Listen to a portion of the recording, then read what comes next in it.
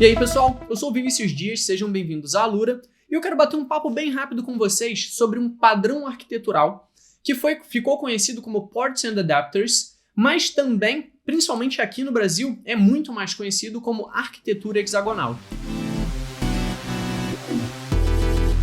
E a gente já vai entender o motivo desses dois nomes. Mas antes de começar falando sobre esse padrão arquitetural, eu acho importante a gente saber o que é arquitetura. E a gente já tem um vídeo aqui no Alura Mais que fala exatamente sobre isso, enquanto explica sobre outro padrão arquitetural, que é o Clean Architecture, ou arquitetura limpa. Então lá a gente fala bastante sobre o que é arquitetura e como isso é trazido para o mundo de desenvolvimento de software. Mas só para você não precisar assistir outro vídeo e depois voltar aqui, deixa eu explicar bem rapidinho o que pode ser chamado de arquitetura. Basicamente, a arquitetura é o estudo que te ajuda a definir como cada um dos componentes vão conversar, como eles vão se comunicar dentro da sua aplicação. Então, toda aplicação é feita por vários componentes, por mais que nós não escrevamos componentes à parte. Imagina um sistema web. Mesmo que você escreva todo esse sistema em um único arquivo, você tem um cliente que se comunica com um servidor. E a forma como eles vão se comunicar pode ser definida através de uma arquitetura. Então, quando a gente fala de arquitetura de software, principalmente falando sobre padrões arquiteturais, a gente está falando dentro do nosso código como nós vamos organizar os componentes diferentes. Primeiro, quais componentes nós vamos criar, né? Porque isso, se a gente não tiver nenhum componente, não tem o que organizar. E depois que definir quais são esses componentes, como eles vão ser organizados em nossa aplicação. Qual componente vai poder se comunicar com quem, etc. Uma coisa que é muito comum, e é uma analogia bastante comum realmente, é que a arquitetura define a estrutura de pastas da sua aplicação. Isso não é totalmente verdade. Você pode ter a arquitetura mais complexa e completa do mundo e ter todos os arquivos dentro de uma única pasta, sem problemas. As pastas e os arquivos nos ajudam como pessoas a enxergar melhor como estão divididos os nossos componentes, etc. Mas não necessariamente cada camada de uma arquitetura vai se transformar numa pasta em nosso sistema de arquivos. Mas, sem entrar em muitos detalhes tão práticos, vamos entender o que é essa tal de Ports and Adapters ou arquitetura hexagonal.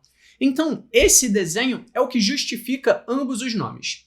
O artigo que originou esse padrão se referia a esse padrão como Ports and Adapters. Por quê? A ideia desse padrão arquitetural é que a gente isole toda a nossa regra de negócios, que também pode ser chamado de domínio. Então a gente vai isolar o nosso domínio, deixar ele num local centralizado, e toda a comunicação que não está diretamente relacionada ao domínio vai ficar no mundo externo. E para essa comunicação acontecer, para que qualquer mensagem, para que qualquer comunicação chegue ao nosso domínio, essa comunicação vai chegar por alguma porta que nossa aplicação vai abrir. E essa porta vai enviar a mensagem, vai enviar os dados e algum adaptador vai conseguir ler as informações que chegam por essa porta. Então, pensando numa analogia de uma casa, nós temos uma porta na sala, uma porta na cozinha, então um visitante pode entrar em alguma dessas portas. E cada uma dessas portas vai ter um anfitrião, vai ter uma pessoa recebendo esse visitante. Então imagina que aqui na minha casa temos eu e minha esposa. Eu vou ficar na porta da sala esperando os visitantes, minha esposa vai ficar na porta da cozinha esperando os visitantes. Vamos supor que existam essas duas portas. O tratamento desses visitantes vai ser diferente. Eu trato os visitantes de uma forma, minha esposa vai tratar de outra. Então nós podemos ter aqui, nessa arquitetura, formas diferentes de tratar as entradas em portas diferentes. Beleza, muita analogia, vamos entender na prática olhando esse desenho aqui. Imagina que eu tenho minha regra de negócios, por exemplo, da Alura, e eu quero me matricular. Um aluno vai fazer uma matrícula.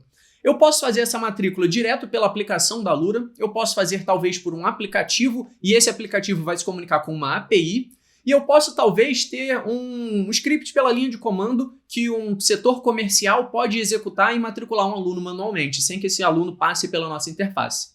Então, todas essas formas de se comunicar com a aplicação levam para a mesma regra de negócios. Então a ideia desse padrão arquitetural é isolar essa regra de negócios de matricular aluno. E aí nós podemos ter uma porta para a nossa API, nós podemos ter uma porta para o nosso sistema web, nós podemos ter uma porta para esse sistema na linha de comando. E cada uma dessas portas vai precisar de algum anfitrião lá, recebendo essas mensagens, esses visitantes. Então, por exemplo, se você trabalha com sistemas web, você sabe que normalmente é muito comum a gente trabalhar com MVC. Então a gente pode dizer que um possível adapter que a gente vai ter aqui vai ser um controller que vai pegar essa informação e talvez mandar vai executar a nossa regra de negócios. Então, isso é um exemplo um pouco simplório de como a gente poderia receber informações através de uma porta. E toda essa regra de negócios aqui é completamente agnóstica de tudo que existe no mundo exterior. Se você assistiu o vídeo sobre arquitetura limpa, a gente pode pensar em organizar toda essa regra de negócios aqui com arquitetura limpa, inclusive. Por exemplo, você pode ter, para expor qualquer comunicação, use cases ou application services. São classes que simplesmente controlam um fluxo, por exemplo, de realizar matrícula de um aluno. E você pode ter também uma outra camada que vai ter as entidades, por exemplo, um aluno, uma matrícula. E tudo isso vai precisar, obviamente, ser armazenado em algum local externo, por exemplo, um banco de dados. E a nossa aplicação, de novo, não vai conhecer esse banco de dados, não vai saber se é um MongoDB, se é um PostgreSQL ou o que for.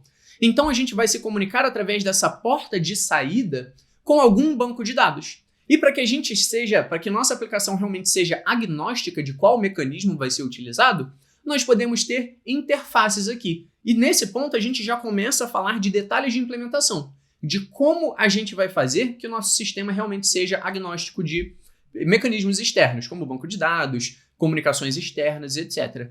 Então a nossa regra de negócios vai conhecer apenas interfaces de comunicação.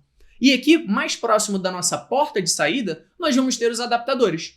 Então, por exemplo, eu posso ter um adapter que se comunica com o MySQL e um outro que se comunica com o MongoDB. E aqui, a minha regra de negócios não precisa saber qual desses adapters vai ser utilizado, sem problema nenhum. Ambos vão implementar a mesma interface, então tudo vai continuar funcionando. E, de novo, se você assistiu o vídeo sobre arquitetura limpa, ou talvez até os cursos que a gente tem sobre Clean Architecture, você está vendo muitas semelhanças. Isso se dá pelo fato de que o problema que ambas as arquiteturas visam resolver é o mesmo, de você isolar a sua regra de domínio de alguma forma, e acho válido citar que nenhuma dessas duas arquiteturas dita como você deve isolar aqui. Se aqui dentro, quais padrões você vai utilizar, se você vai utilizar todas as melhores práticas de orientação a objetos, se você vai utilizar puramente a programação funcional aqui, isso não é tão importante assim. Só que o que importa é que todas as suas regras sejam agnósticas de tudo que está no exterior. E antes da gente finalizar, um último detalhezinho aqui desse padrão arquitetural é que nós temos dois tipos de adapters. Os primary adapters, ou adaptadores primários, e os secondary adapters, que são os adaptadores secundários. O que isso quer dizer? Os adaptadores primários são os que recebem dado e enviam para a nossa regra de negócios. Os secundários são os que pegam dados da nossa regra de negócios e enviam para fora da nossa aplicação. Então aqui nesse exemplo isso fica muito claro.